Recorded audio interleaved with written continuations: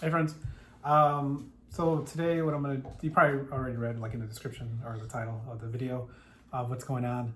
So I, I guess this is something that I don't know, I find it kind of weird to talk about, but as I get older, as men get older, you know, we have to always make sure that we're not only taking care of our family's health, but we also should be taking care of our own health.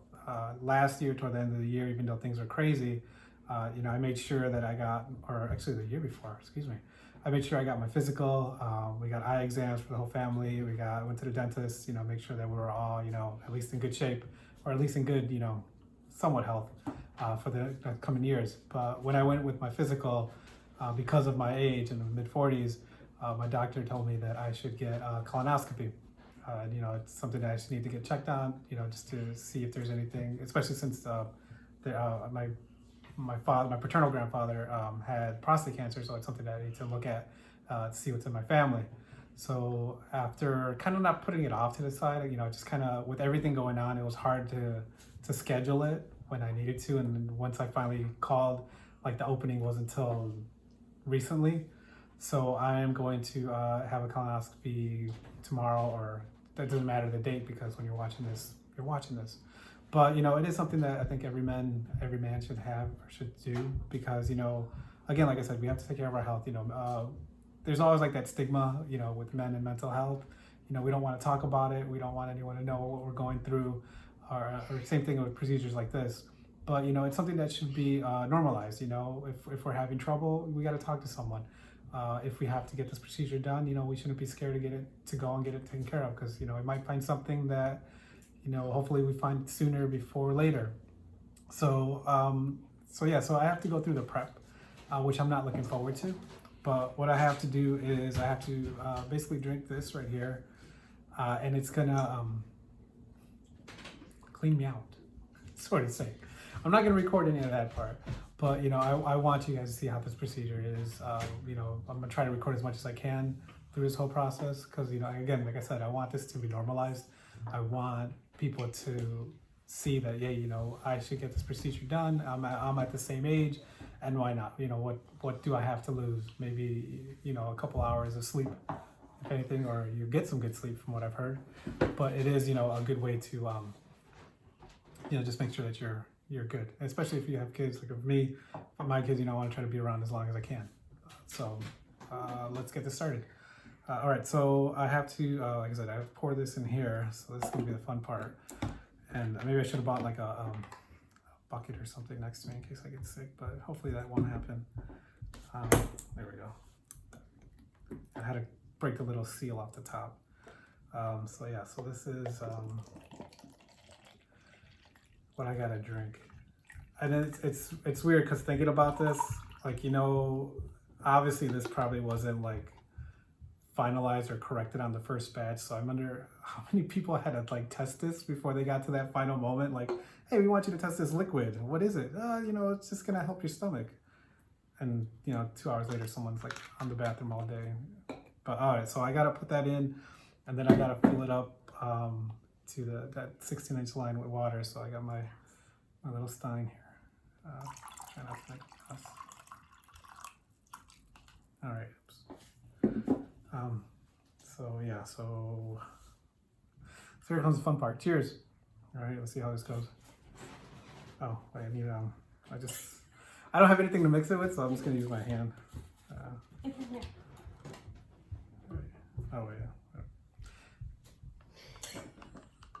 Maybe I should just drink it through the straw. All right, so we're mixing this. Mix.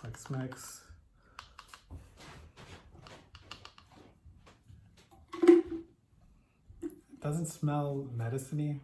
It smells kind of cherryish, so hopefully it tastes like cherry. Because it's not going to come out like cherry. All right, there we go. Cheers. So it sounds like it's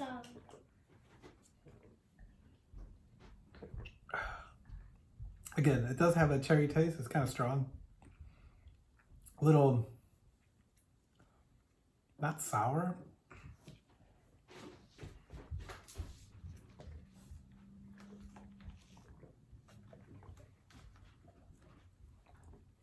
Cheers. It kind of tastes like a red popsicle, firecracker, like a firecracker popsicle. But there's that little like aftertaste, which is kind of like cherry. All right, so I drink that all day today. I've been on a liquid diet, so I've just been drinking water. I had a Jello, kept everything really light. Watched my family eat pizza puffs in front of me and food that I would love to eat, but I can't. So yeah, so this is the first batch. I have to take one again later this morning, tomorrow morning around 3. So I'll probably wake up and do that too. So now it's just wait and see. Wait and see how this all comes through me. Like I said, I won't be filming any of that part, but I'll try to keep up with as much as I can. So right now I feel good, I feel great. I'm probably gonna go drink some beef broth, yummy, and then see what else goes on. So yeah, I'll see you guys in a couple minutes.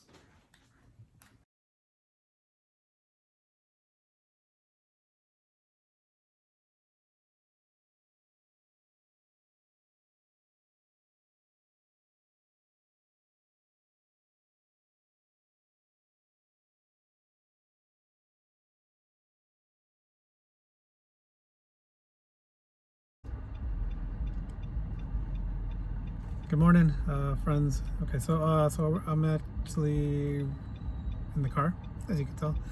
We're almost at the doctor's office. I was up since 3 because I had to take my second dose of the drinking thing. And yeah, so I've been up since 3 in the morning. I maybe got like 20 minutes to sleep because I kept feeling something, so I just didn't want to make sure I didn't have any incidents, and I didn't have any incidents, which was a good thing. But yeah, so that's that. A couple tips I would say: wear loose clothing. I can't even talk; my mouth is so dry. But yeah, wear something that's comfortable and easy to take on and off. If you feel something coming, just go to the bathroom because you never know. And there has to be. This is gonna sound gross, but it hurts after a while, and I need lotion or something just to help the burn. But yeah, so here I am right now. We're actually going to pull in the parking lot, so it might get dark in a second.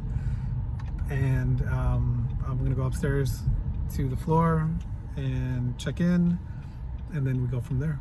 So if anything, I'll see you guys from the room. Bye.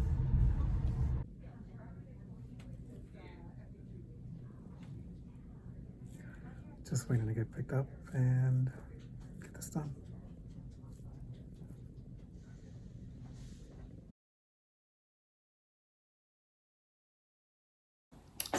So it's been it's been a minute since I had my colonoscopy, and I haven't really followed up with it.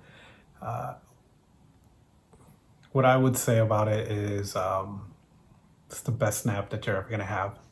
Honestly, as a father of 2, that's constantly running around doing things with my children on the weekends, and then working all day, pretty much being home all day, and yeah, it was beautiful. But let me back up a little. As you saw, I had to wake up around 3 in the morning to take my second dose of the prep. So after I took that, like I was not as sleepy as I thought I would be. But then again, I was afraid to go to sleep just in case I had an accident. So I pretty much was up most of the night. I think I probably had all in all like maybe a half an hour of sleep. So I guess that plus the drugs they gave me to knock me out made my nap beautiful. But what happened was, when we got to the hospital, I had to check in. I waited until they called me. Then we talked to the person checking me in, and went over our insurance. And I would say that since this is something that is now, because of the age difference, how that they dropped the age for men, for people to get this, it's now at 45. Whereas opposed, it used to be 50. So now it is something that is, since it is a procedure that's being recommended by your doctor, it should be covered by your insurance, or at least most of it should. For me, I did get a little bit of sticker shock, I guess you could say, when I got what I have to pay my end of it. So I would say definitely call your insurance company to make sure what is covered and what isn't covered. I'm not going to say get the generic colonoscopy, because I don't know if there's such a thing, but I would just say just talk to them. I still got to call my company and see that this isn't an elective surgery. This is something that I just wanted to do. This is something that was assigned to me to do. So I could see if I could make that payment less than what I have to pay now.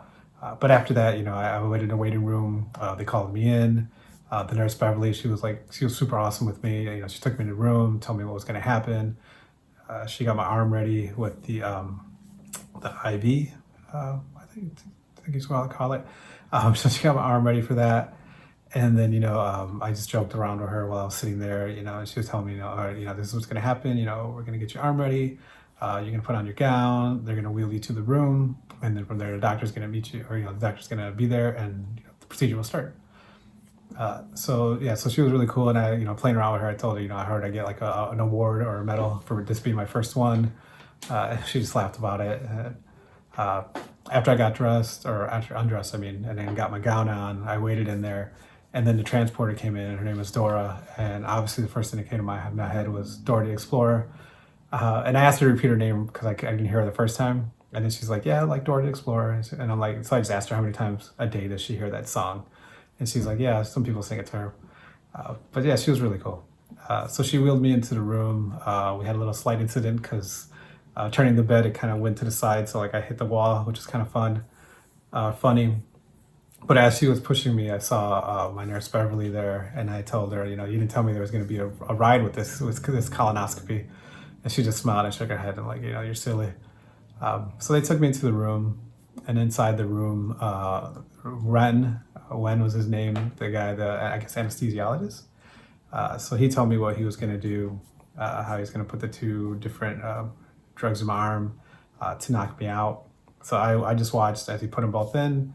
And I still had my phone with me, and I had it on my side. And then he's like, oh, you want me to hold that for you? I'm like, oh, I'm just going to put it under my pillow. And that's all I remember, just saying that. And that was it. I was out. But actually before that, though, my doctor came in the room to tell me what's going to happen, Dr. Chang. And then he went through over everything with me, letting me know, what to expect, what to expect afterwards, if they find anything. When my next colonoscopy will be, if they didn't find anything, when my next colonoscopy was going to be. And, it said some people, fall asleep through the whole thing. Some people are somewhat awake. Some people like to watch the video screen, to see what's going on. But for most of it, it should be like a fairly standard procedure, and that should be fine. But yeah, so like I said, I put my phone under my pillow and then don't remember anything. Don't remember anything at all. It felt like maybe 5 minutes. All I remember the next thing was that I was waking up in the recovery room because one of the nurses was letting me know that she gave me some ginger ale and crackers, and that's pretty much it. And I remember eating them, but I don't remember eating them, which is kind of weird if you think about it. After I got dressed, and then my wife came and picked me up. They gave her my discharge papers. The doctor went over a couple things with me too. And let me know that I'll get my results within about a week, or if not sooner. If there was anything, they would call me, but if not, I would get it on my, every hospital now has their little app, so I'll get a message on there, an email, and then from there we'll go and see what happens from there. I wanted to record myself on the ride home, talking about everything that happened, but I was still kind of out of it, which was weird, which made it for a fun video. But it's, it was I remember getting in the car and telling my wife that I was hungry. And I remember mentioning Culver's. And I remember going to Culver's, ordering our food, waiting for it, but I don't remember coming home and eating it. But I guess I ate it really fast because I was hungry, from what I know. But, I did get my my discharge papers, which they give to my wife as I walk out. And I think it's kind of funny because, it goes through everything, what are you going to expect, what's going to happen to you. Obviously, so they put air inside of you to, make your intestines, let the camera go through that. Air would be coming out of you every now and then. Fortunately, I didn't really experience that, which is kind of, I guess, interesting in a way. But it's kind of funny because, when you go to an amusement park, or when you go on a roller coaster, there's certain sections of the roller coaster where they take your pictures for your reactions. And you kind of get something like that from from when you go home. So it's not you don't actually see me, covering my face or screaming in these pictures, but it is, you actually get to see like, you know, sections that they went inside, and like if they saw anything, or, you know, just what was going on in there. So I think that's kind of funny, or it's kind of cool, depending on, you know, your level of thinking on these things. But I did get the message that everything was good, everything was clear. I don't have to go for another one for another 10 years. So we'll get it scheduled then when it comes closer to that time. But again, you know, this is something that, you know, my doctor recommended for me to do, told me I should do it because of my age. And then it's, you know, better to catch something early than to catch something late. So I would recommend this, you know, to anybody out there who's of age 45 or older, or who has, you know, a history of cancer in your family. Definitely get yourself checked out.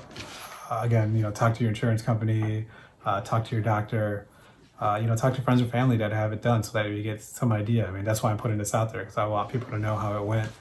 And again, you know, it's you know, one of the best snaps that you're ever going to have. I mean, I can't stress that enough. I mean, I wish I could not go through the whole procedure again, but just to have another nap like that again, because it felt so great. Even though I woke up a lot of woozy afterwards.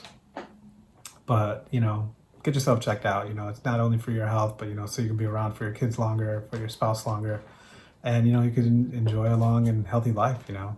And again, you know, maybe you catch something early and hopefully get it taken care of as soon as possible. So again, you know, thank you for watching this, for watching my little journey with this thing. And who knows, maybe I'll do it again in another 10 years and see, hopefully everything goes well. But yeah, thank you. And I always, you know, click like, subscribe, and do all that other fun stuff. And we'll see what happens next. Take care.